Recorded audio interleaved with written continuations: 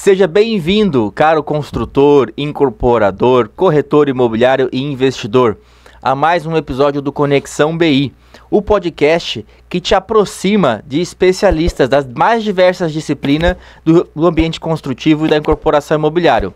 Esse é um projeto da Bluehin Inc. que favorece você, construtor, empreendedor, a fortalecer a parte de gestão, né, e profissionalizar a sua empresa. Nós trazemos aqui especialistas de várias disciplinas, né, que vai compartilhar um pouco do conhecimento deles e transferir para quem está nos assistindo um pouco sobre o que é preciso, o que faz parte do dia a dia da construção civil, da incorporação imobiliária.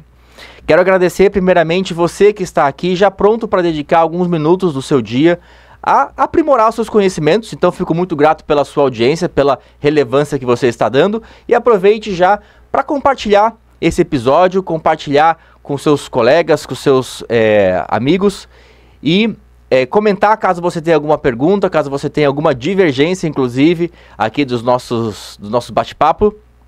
E faça parte da comunidade, se inscreva aqui no canal. Nós estamos transmitindo esse episódio para o Spotify. Temos também um canal no YouTube que se chama Engenheiro Pedro Basso.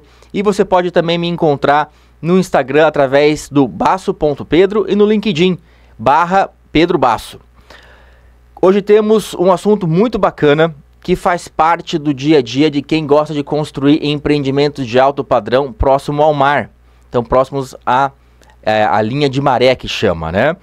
Estamos aqui com o Paulo Roberto Valtric. Paulo, muito obrigado por estar aqui conosco hoje. Bom dia, Pedro, tudo bem? Eu agradeço o convite, é uma honra estar participando aqui e que a gente possa conversar sobre esse assunto que é tão importante para a nossa região, né? Fantástico. O Paulo tem anos de experiência com área de marinha. A área de marinha, o Paulo vai explicar mais para frente, mas são aquelas áreas próximas à linha de maré, definido pela Marinha, se eu não me engano, e que tem um regimento, por assim dizer, uma possibilidade de construção ou de propriedade daquela terra diferente das demais áreas que não estão próximos do oceano, né, do mar. Paulo, primeiramente, conta um pouco pra gente aí da sua experiência, do que te faz tão especial, tão especialista nesse assunto, né, de que forma que você se diferencia dos demais profissionais que atuam nessa área. Bom, na verdade eu trabalho já com regularização de área de marinha há 25 anos, né? Então acredito que a experiência e o fato de conhecer o Patrimônio da União, que é o órgão que rege essas áreas, é o principal diferencial, porque a gente já sabe como é que funcionam os documentos que são necessários e é isso que faz os processos não serem tão demorados, que hoje é o principal problema do Patrimônio da União, é isso, é a demora nos processos, né? Então acredito que o fato de ter bastante experiência nesse assunto que seja o principal diferencial. Fantástico.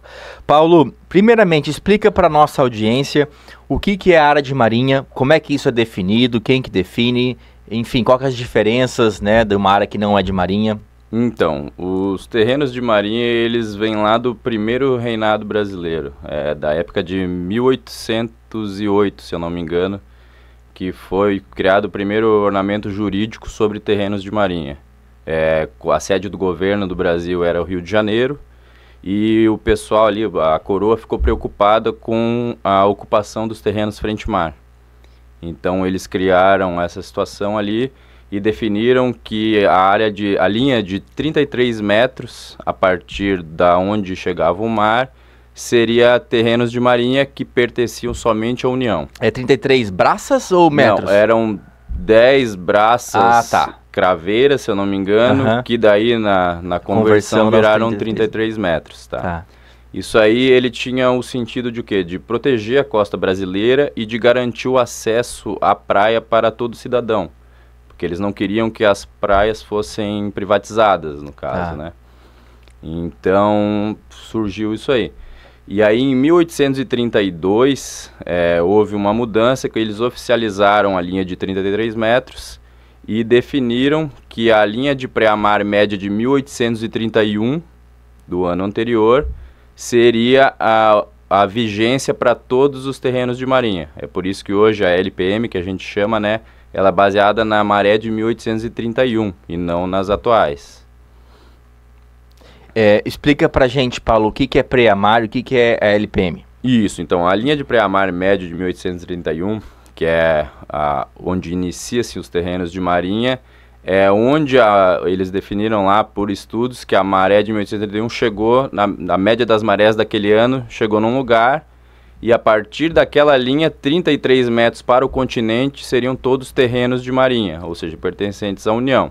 Tá? Sim. Então, isso não poderia ser de propriedade privada. Sim. No caso, só que no fim eles permitem a ocupação desses imóveis até como uma forma de arrecadação, né? Sim. Porque daí, naquela época, era muito feito o aforamento desses terrenos, que é uma coisa que a gente vai ir mais para frente, né? Aprofundar. A diferença entre ocupação e aforamento. E justamente no aforamento, as pessoas que ocupam esses imóveis, eles acabam pagando uma taxa ou um foro para a União, aumentando a arrecadação da coroa na época e até os dias atuais, né? Tá. E hoje em dia, assim, qual que é a diferença de se ter um imóvel dentro ou parcialmente dentro da área de marinha? Que isso muda na vida da pessoa que está comprando, que vai investir ou que está já residindo, vai ganhar de herança, enfim, qual que é a diferença? Então, a grande diferença é que você não é proprietário definitivo daquele imóvel, né? Você pode-se dizer que é um inquilino, você aluga o imóvel da União. Ele pertence à União, mas você tem o direito de uso, tá? Aí, como a gente vai ver no futuro, tem diferentes regimes de utilização desses terrenos, mas hoje a principal diferença é o que? Quando você tem uma área lodial, que a gente chama, que é a área que não tem nada a ver com a área de marinha, você é proprietário e você só tem que fazer as averbações no registro de imóveis. Uhum.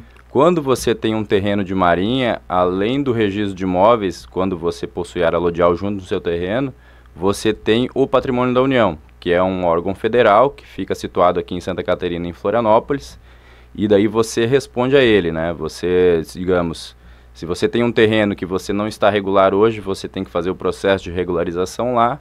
E se você já tem um terreno que está regular, toda vez que existe uma troca de titularidade, você tem que informar o Patrimônio da União, assim como pagar uma taxa anual, né? Tá. Você explicou ali, quando você fez esse apanhado histórico, né, que na época, 1800 e pouco, se tinha a intenção de, né, talvez não, de manter a praia pública, né, de evitar a privatização dessa região que é de praia, né? Uhum. Então a pessoa que mora dentro da linha pré-amar, ela está ilegal? Não, né? Não. Ela estaria ilegal caso ela nunca regularizasse esse terreno perante o Patrimônio da União. Sim. Digamos assim, você herdou uma casa lá, e ela não tem o RIP, que é o Registro Imobiliário Patrimonial, que é como se fosse a matrícula desse terreno de marinha, aí sim, aí se você tem alguma coisa lá em cima que não está regular sem o RIP, aí a União pode fazer você sair de lá pagando uma multa, inclusive. Sim, tá. Explica um pouco mais sobre o RIP, como é que a pessoa sabe se deveria ou ter ou não, como é que a pessoa, né, você falou que é um pagamento anual, explica um pouco mais sobre ele pra gente. Então, na verdade, assim, hoje em dia o próprio Patrimônio da União disponibiliza um arquivo para ser carregado no Google Earth, que ele tem o desenho no Google Earth da onde passa a LPM no estado de Santa Catarina, pelo menos a LPM que está homologada, né? A gente pode voltar a falar sobre esse assunto também, porque tem 3 tipos de LPM, ela passa por 3 etapas até a homologação, que é a oficializada, né? Então você consegue, através desse documento disponibilizado pelo Patrimônio da União, verificar se o seu imóvel está inserido ou não dentro da área de marinha, tá?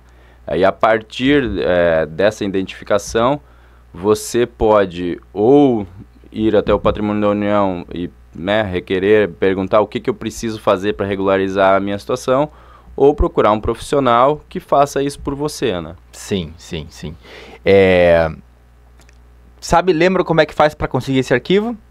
Esse arquivo está disponível no próprio site do Patrimônio da União, mas se você pegar no Google ali e digitar linha de pré-amar, Patrimônio da União Santa Catarina, já vai aparecer a página para você fazer o download é um arquivo KML, se eu não me engano. Sim. Aí você abre no Google Earth, aparece lá todas as linhas homologadas de Santa Catarina e do Brasil inteiro, né? Explica um pouco pra gente o que é essa... Porque eu acho que principalmente para quem não é do ramo, né? Tem-se uma grande confusão ali, né? Tem talvez uma certa competição entre o registro de imóveis e as informações que vêm da SPU, não no sentido de que eles brigam entre si, mas às vezes um dá uma informação conflitante com o outro, né? Isso tem a ver com essas etapas de homologação? Como é que é? Também. É que, na verdade, a LPM ela passa por 3 etapas, que é a presumida, que é o inicial, que o técnico do SPU faz o desenho dela, a demarcada, que daí ela já está digamos, definida para ir para o processo de homologação. E aí, no processo de homologação, ela tem que ser informada para todos os proprietários da região ou publicada em um local público, né, um jornal de grande circulação, como está ocorrendo agora em Jurerê.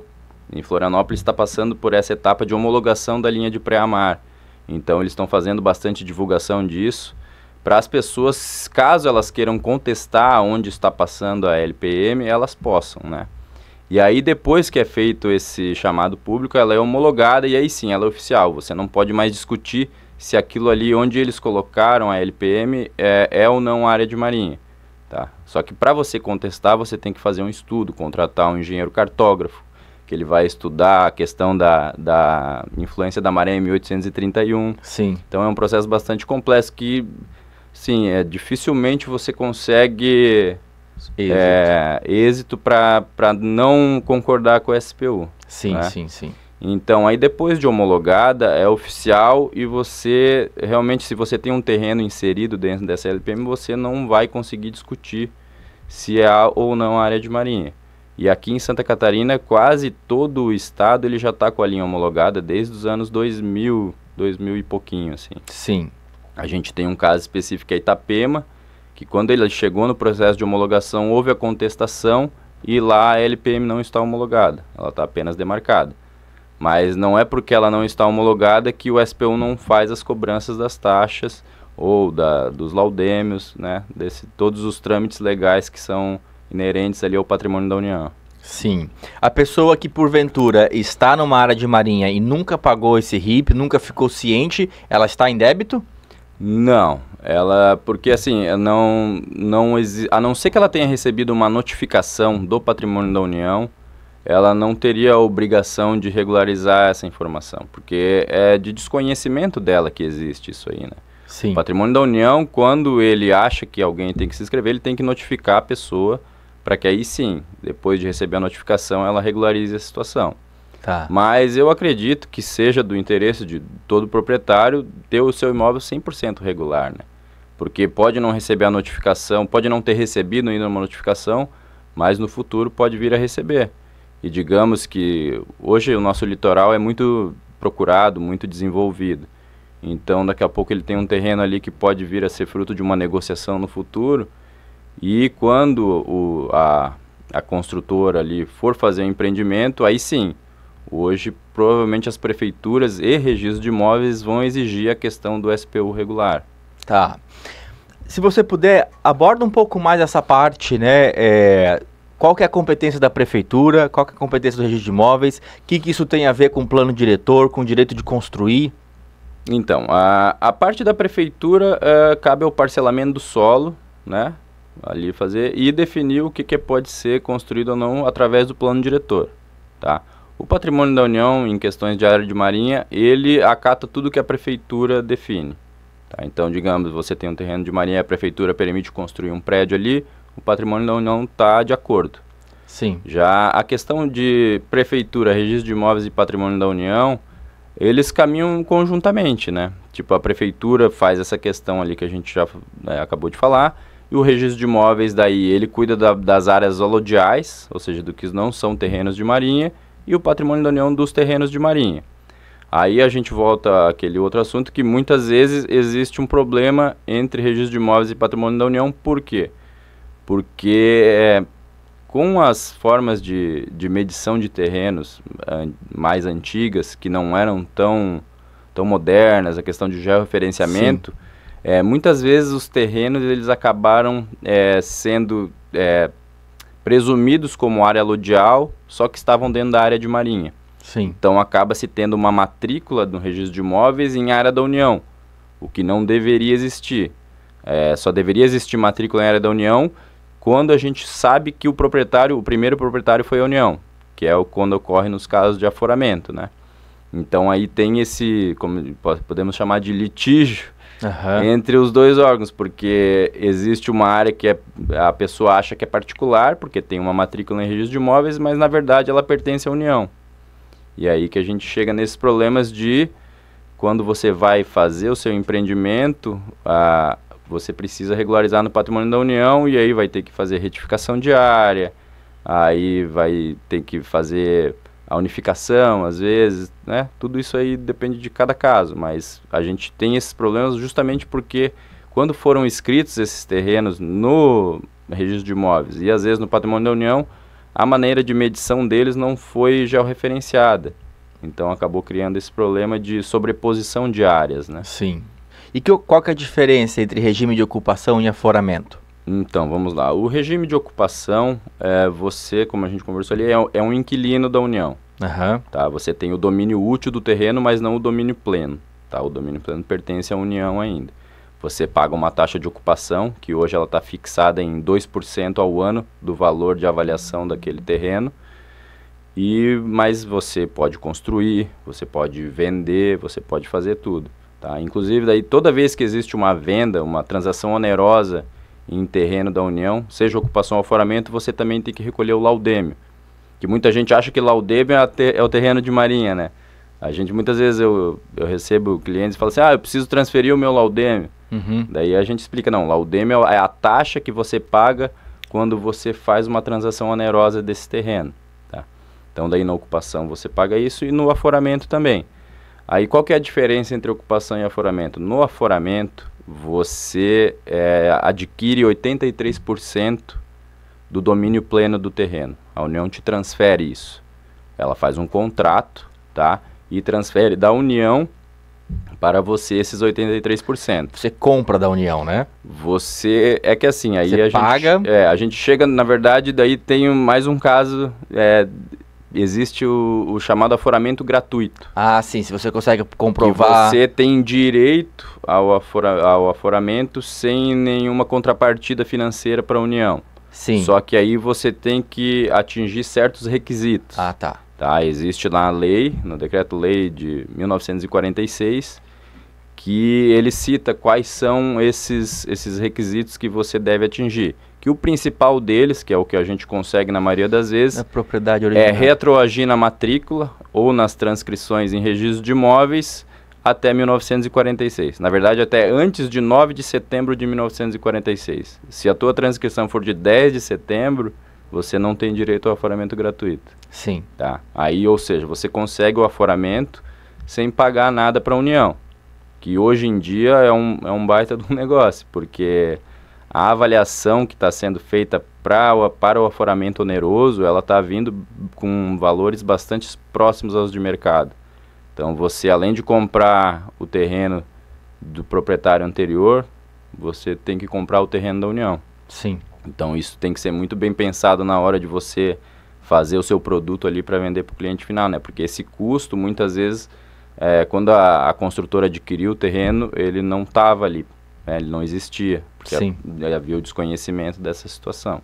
Sim. E daí o que acontece? Quando você faz o pagamento e assina o contrato com a União, você leva esse contrato de aforamento para o registro de imóveis, tá?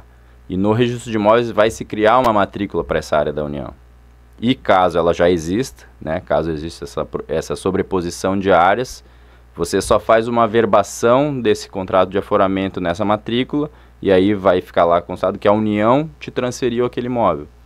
Tá? E aí, com a matrícula, você passa a ter os mesmos direitos de domínio pleno do terreno.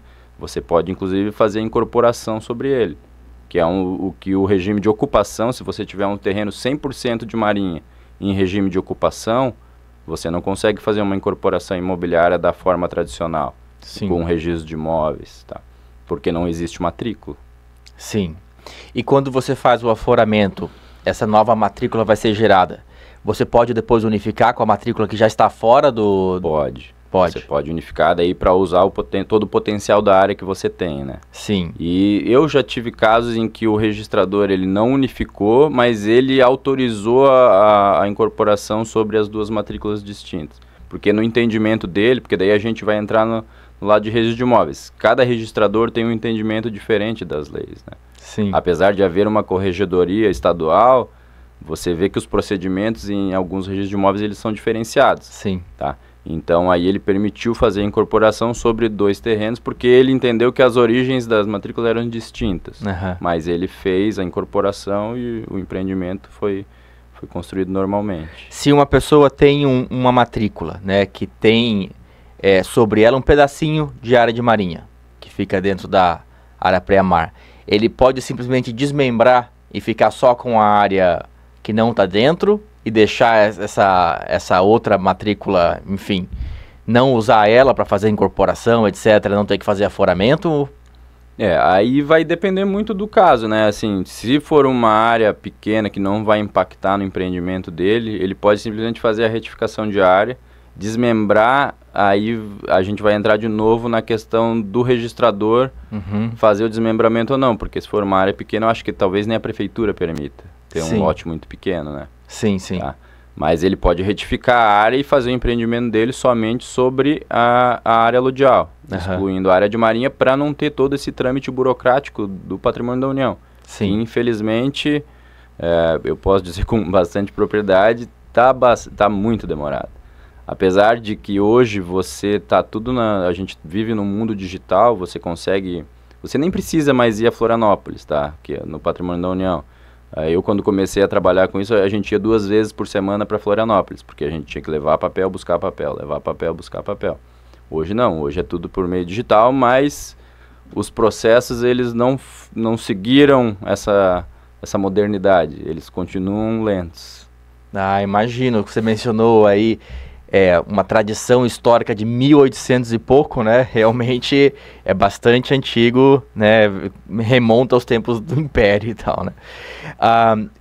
Eu queria retomar ali, você mencionou, né, que o proprietário, o empreendedor, né, que quer incorporar, enfim, quer desenvolver algum tipo de empreendimento, ele poderia aforar até 83%? Não, na verdade, assim, você faz o aforamento do terreno todo. Do terreno todo. Só que você fica como proprietário de 83% e 17% continua pertencendo à União. Ela vira sócia no terreno, digamos.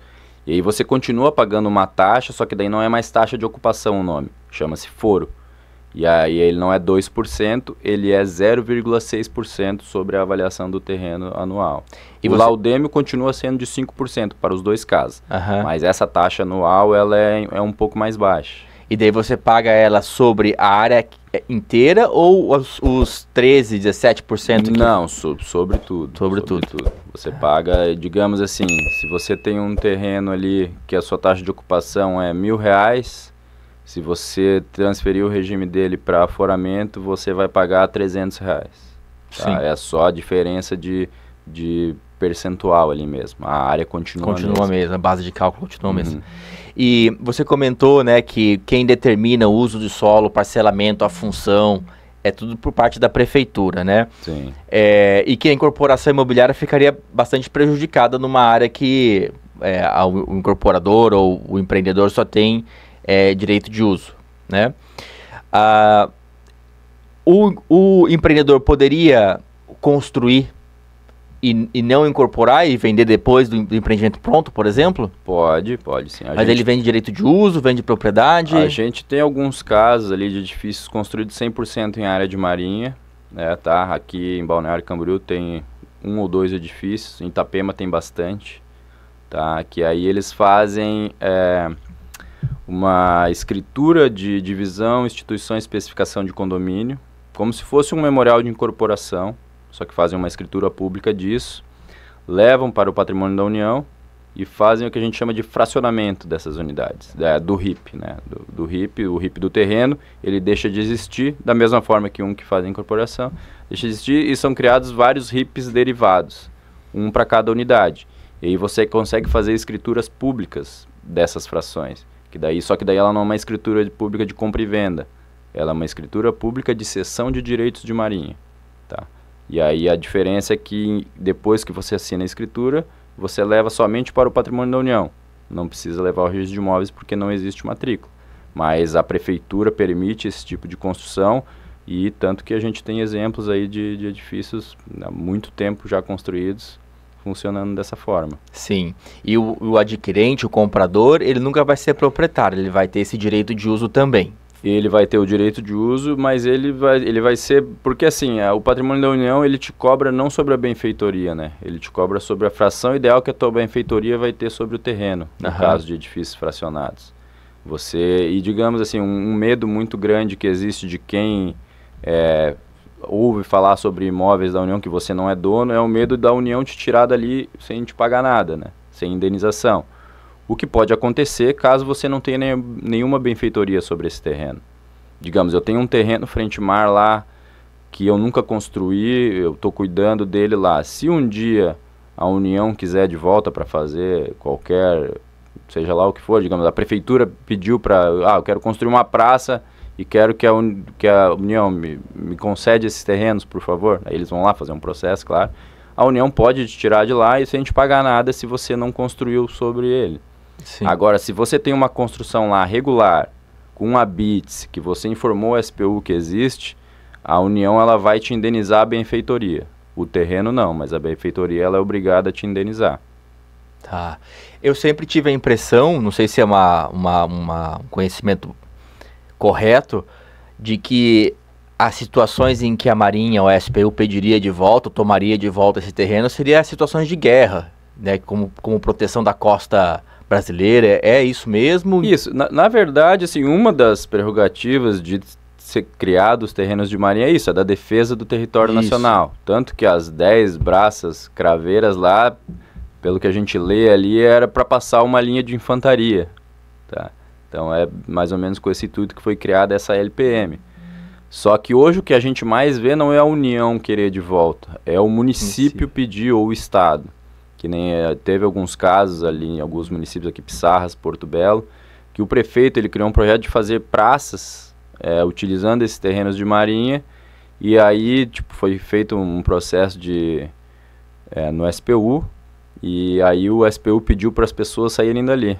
Falar, a prefeitura vai ter, porque a prerrogativa do uso público é maior do que do uso particular. Sim. Foi em Itapema isso aí? Foi em Itapema, não, em Porto Belo, se não me engano, em Porto Belo e em Pissarras. Tá? Em Porto Belo, depois o prefeito desistiu, os processos na SPU foram encerrados, mas em Pissarras eles seguiram e fizeram uma praça lá. Daí a pessoa teve o terreno ali, ele perdeu a parte que era de marinha, ele não foi indenizado em nada, e a área lodial, que daí a prefeitura também usou, ele daí foi indenizado. Né? Mas se ele tivesse benfeitorias, ele teria que ser indenizado pela área de marinha? Pelas benfeitorias. Pelas benfeitorias. Seria feita uma avaliação da benfeitoria dele, e ele seria indenizado por aquilo ali. O que daí, entre ocupação e aforamento, essa é uma das grandes vantagens do aforamento. Se você tem o aforamento, a União é obrigada a te indenizar o terreno também. Sim. Porque daí você tem o domínio pleno dele. Você é proprietário de 83%. Sim, então eles te indenizam sobre essa porcentagem. Tá. Há ainda também a situação de fazer o que eles chamam de remissão do aforamento, tá? Que você compra os 17% que pertencem à União e fica com 100% do terreno, e aí você deixa de pagar o foro e você não paga mais laudêmio. Digamos, a área da União deixa de ser da União e vira 100% particular. Sim. Só que aí existem algumas particularidades. Não é todo o terreno que pode ser feita essa remissão. Entendi. Vai depender um pouco da análise de caso a caso da SPU. Vai depender da análise do SPU. E também é importante salientar que o município, se ele não tiver mais de 100 mil habitantes, não pode. Já é... Assim, meu município não tem 100 mil habitantes, nunca vou ter a remissão do aforamento. Tem que esperar a população crescer para você poder ter. Que é uma situação relativamente comum aqui, né? A gente acha que tem vários municípios aqui no nosso litoral que ainda não tem 100 mil. Olha, a nossa população é muito sazonal, né? Uhum. Então, mas a população que acho que o que eles levam em conta são os fixos ali, que tem domicílio eleitoral, acho que são poucos, né? Tá. E com relação à área de rio, como é que ela se encontra também? É só área... Como é que essa linha pré-mar se comporta próximo dos rios? Da mesma forma. Todos os rios ou ribeirões que sofrem influência da maré, eles também são área de marinha. E rios navegáveis, tá? Então, o Rio Camboriú, o Canal do Marambaia é área de marinha. E ele inteiro ou é um trecho só? Ele inteiro, ele vem até a praça da Higino João Pio, ele tem área de marinha para os dois lados, 33 metros em direção à Avenida Brasil e 33 metros em direção à Avenida Atlântica. Sim. Tá? Só que ali só foi considerado área de marinha homologada em 2007. Mas antes de ser homologada, tinha aqueles outros 2 tipos lá que você mencionou, Isso, né? A linha já estava desenhada, depois foi demarcada, mas daí foi homologada em 2007. Tanto que a gente teve diversos clientes de que de 2006 para 2007, a taxa de ocupação ela dobrou de valor. Aí eles, o que aconteceu? Aí que a gente foi ver que realmente eles colocaram o Canal do Marambaia como área de marinha e aí, além de pegar da frente para o Oceano Atlântico, pegou a parte de trás do terreno do Canal do Marambaia. Sim. Para o empreendedor, é um campo minado, né? Porque ele tem que obedecer os códigos e regras da prefeitura, os códigos e regras ambientais e agora ainda mais um conjunto ali de especificações que é da União, né? Então, a diligência documental, a diligência ambiental, etc., fica bastante mais... Teria que ser mais rigorosa por parte do investidor, do empreendedor, né? Sim, com certeza. Acho que qualquer imóvel que você tenha confrontação com uma praia ou com um rio, você tem que verificar se esse terreno está regular no patrimônio da União. Sim. Tá? Porque, como a gente já conversou, é um processo bastante demorado. Ele não é difícil, porque toda a documentação que você precisa para os demais procedimentos é praticamente a mesma para o SPU. Tá? Então, o problema não é conseguir os documentos, o problema é a demora. E a gente sabe, né, você como consultor sabe que tempo é dinheiro, né? Então, você às vezes quer lançar um empreendimento, mas daí você fica demorando ali por causa da burocracia de um órgão. Então, isso atrasa bastante a situação da empresa, né? E às vezes é oneroso, né? Se você quiser aforar, que nem você comentou, tem que pagar do terreno 2 vezes. Isso, com certeza. É que essa obrigatoriedade de aforamento, ela é mais recente, tá? Tanto que a gente pegar aí 90% dos edifícios aqui em Balneário Camboriú, eles são em regime de ocupação, porque havia um entendimento diferente dos registradores.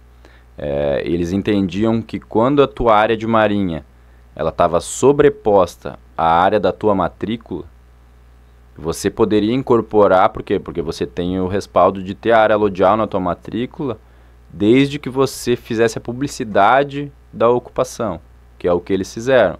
Então, hoje, se você pegar a matrícula da maioria dos edifícios aqui, você vai ver lá que foi feita uma escritura de compra e venda. Eles citam lá, João vendeu para o José, foi, né, mediante escritura pública, e foi recolhido o laudêmio no valor de tantos reais, emitida a certidão de transferência de ocupação aqui do SPU número tal, e fazem essa publicidade que existe uma área de marinha ali. Sim. Só que a partir de 2018, se eu não me engano, 2019, houve essa mudança de entendimento e eles passaram a exigir o aforamento. Sim. Tá? Então, mesmo que o construtor queira individualizar as proporções ideais, as porções ideais, ele ainda tem que fazer o aforamento. Hoje, aqui nos registros aqui da região, praticamente todos eles já falam que precisa do aforamento. Sim, depende da interpretação do registro de imóveis. Depende da interpretação do registrador, mas todos os que a gente tem trabalhado ali tem batido na tecla, incorporação à área de marinha, somente aforamento. Sim. E você comentou, né, agora dessa recência, né, desse movimento recente do aforamento, 2018, né, com relação àquele comentário, aquele trâmite do provimento 49 de 2025. O que é esse provimento, de que forma que ele altera ou não, como é que está essa parte? Então, isso aí tava ocorrendo bastante reclamação dos empreendedores, das pessoas, porque qualquer terreno que confrontasse com terras de marinha, o registrador exigia uma certidão do SPU, ou uma certidão de regularidade do imóvel, né? Ou então uma certidão de provimento, antigamente se chamava certidão de provimento, mas hoje é uma declaração de domínio da União. Uma declaração dizendo que aquele imóvel não pertence à União, que ele está fora da LPM. Só que esse é um documento que leva mais de um ano para ficar pronto. Tá? Então aí a pessoa tinha vendido o imóvel e não conseguia registrar. Por quê? Porque aguardava um documento do patrimônio da União. Então houve muita reclamação e a própria Corregedoria criou uma força-tarefa para deliberar sobre esses assuntos de terras de marinha. E agora, acho que foi no final de agosto, eles publicaram o provimento 49, que ele simplifica o entendimento dos registradores em relação a terras de marinha. Hoje, pelo que a gente vem analisando aí, se a tua matrícula, ela citar, digamos, que confronta com terras de marinha ou confronta com o Rio Camboriú, eles não têm mais a obrigatoriedade de exigir um documento do SPU. Você pode registrar a sua escritura sem qualquer documento do SPU. Tá? Então, eles meio que jogaram a bola para o patrimônio da União e falaram, ó, se esse terreno aqui é terreno de marinha, vocês têm que vir e nos informar.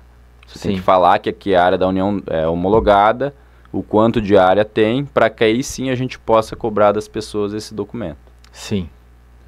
E isso tem sido aplicado na prática? Isso ainda é meio teórico? Isso tem que ser aprovado em algum tipo de trâmite legislativo? Como é que tá? A gente está vendo agora, né? Porque como é uma publicação recente, pelo que eu tenho visto assim, de clientes meus, eles conseguiram registrar as escrituras que estavam pendentes dessa situação. Tá? Tinha lá uma escritura que estava precisando da CAT, que é a certidão de autorização para transferência, porque eles achavam que era área de marinha, né? Tinha essa suposição, só que daí a declaração de domínio não ficava pronta. Então ele foi lá, daí com esse provimento novo, o advogado dele fez uma reclamação, uma citação de dúvida, e aí ele conseguiu registrar, depois desse provimento, da publicação desse provimento. Tá? Outras coisas que esse provimento traz, que é a questão de uso capião e retificação de área, eu ainda não tenho conhecimento de nenhum exemplo prático de ter acontecido. Tá? Então isso continua sendo, por enquanto, na teoria. Sim. Mas acredito que seja da mesma forma. A gente tem que ver alguém dar entrada num processo desse para a gente ver qual que vai ser o resultado. Né? Sim.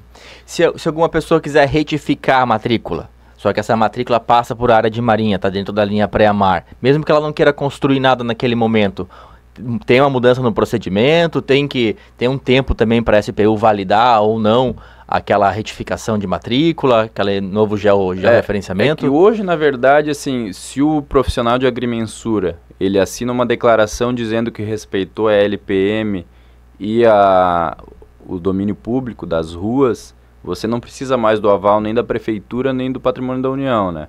Aí no próprio como é que eu posso falar? No próprio documento que vem do registro ali, às vezes exigências a serem cumpridas, eles falam que o SPU vai ser citado em algum momento, mas ele não vai travar o teu processo. Sim, ele consegue dar continuidade. Ele consegue. E quem fica responsável técnico é o profissional que fez o profissional de agrimensura, porque hoje a LPM, né, as cartas do SPU que a gente chama, elas são disponibilizadas também via site do Patrimônio da União. Então todo profissional de agrimensura ele consegue fazer o download dessas cartas e jogar em cima do desenho deles, né? Que eles fazem ali já o referenciado. Então ele consegue ver quanto tem de área de marinha, se tem ou se não tem, né? Sim.